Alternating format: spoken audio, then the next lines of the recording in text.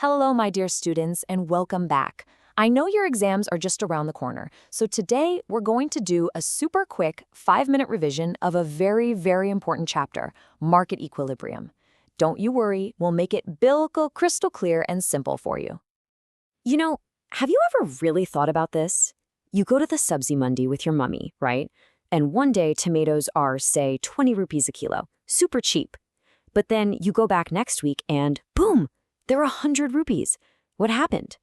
Well, the answer to that mystery is exactly what we're going to uncover today. So let's find out. So how in the world does the market decide on a price? Well, it's always searching for what I like to call the happy price. You know, that perfect spot where both the buyer and the seller are satisfied. To really get this, just imagine there are two teams in the market. First up, there's team buyer. That's you. That's me. And what do we want? We want the lowest price possible, always. Then you've got team seller, the shopkeeper, the sabziwala, and what do they want? They want to sell at the highest price to make a good profit. So you see, it's kind of like a tug of war. So with this tug of war going on, how is the final price actually decided? Well, this is where our big idea for today comes in. Equilibrium. Your textbook calls it the situation where the plans of team buyer and team seller, they match up perfectly. The amount sellers want to sell is exactly the amount that buyers want to buy. It's magical. And this graph here shows us exactly how that magic works. See that line sloping down? That's the demand curve. That's all of us buyers. The line sloping up is the supply curve. That's the sellers. And the point where they cross, where they literally shake hands, that is our equilibrium point, E. This is the market's happy price, where market demand equals market supply. Simple. All right, let's switch from our tomatoes example to a real problem you might see from your textbook. Let's talk about a market for wheat. Now we're going to calculate its happy price, or as you should call it in your exam, its equilibrium price. So what is the happy price for wheat? Well, if we take the demand and supply equations from your book and set them equal to each other, we find the answer is 40 rupees per kg. Yep, at this price, the amount of wheat buyers want is exactly the same as the amount sellers are willing to sell. See? Simple, isn't it? But what happens if the price in the market isn't at this happy point? I mean, what if the price is just wrong? Let's take a look at how the market actually fixes itself. So what is this force that brings the price back to the happy point? The famous economist Adam Smith had a cool name for it, the invisible hand. Now, it's not a real hand beta, but it's the idea that all the buyers and sellers, just by looking out for themselves, naturally push the price back towards that perfect balance. Let's see how.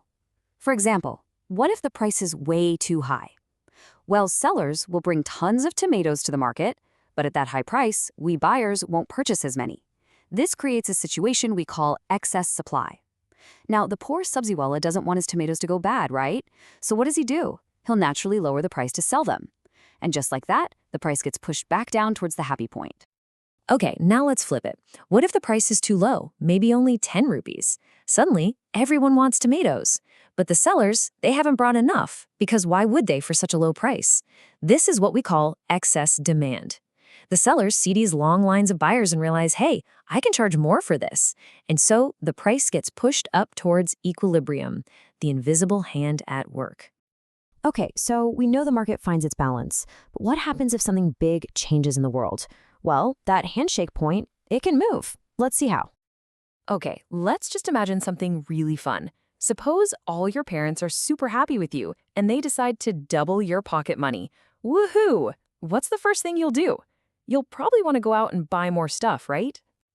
So when everyone has more money, that causes the entire demand curve to shift to the right. People just want to buy more things at every single price. This creates a brand new handshake point. Let's call it G. And look what happens. We end up with both a higher equilibrium price and a higher quantity sold. Easy peasy.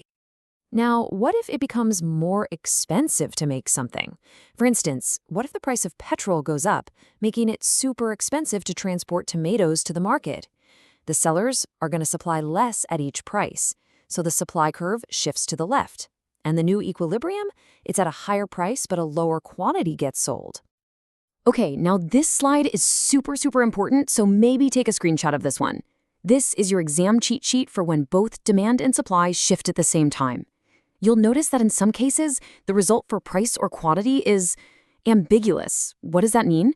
Well, for example, if both demand and supply increase, the quantity sold will for sure go up. But the final price? That depends on how much each curve shifts. It could go up, down, or even stay the same. So that invisible hand usually does a great job. But sometimes the government looks at the happy price and thinks, this is too high for the buyers, or this is too low for the sellers. And that's when it decides to step in. First, let's talk about something called a price ceiling. This is a maximum price that sellers are allowed to charge. The government does this for essential things like wheat or sugar to make sure they're affordable for everyone. Just think of it like a ceiling in a room. The price cannot go above it. But this can lead to some big problems. When the government forces the price below the happy price, it creates a shortage, basically excess demand. Sellers don't want to sell as much at that low price, but buyers want to buy even more. And this leads to things like those long queues you see at ration shops. And sometimes it can even create illegal black markets. And the opposite of a ceiling is, you guessed it, a price floor. This is a minimum price, and it's set to protect the sellers.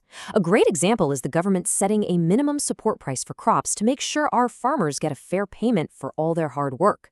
It's a floor. The price cannot fall below it.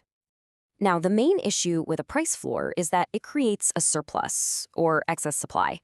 At this artificially high price, farmers are encouraged to produce a lot, but we consumers don't want to buy as much. This leaves a lot of extra stock, which the government often has to buy and store just to keep that price floor in place. Okay, everyone, final lap. Let's get you 100% prepared for your exams with a very common question that comes from this chapter.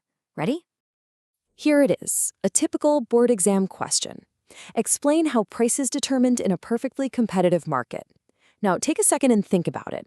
This is exactly what we have been talking about this whole time. So how do you write the perfect answer for this in your exam to get full marks? It's a 5-step process, Bacha. Just follow me.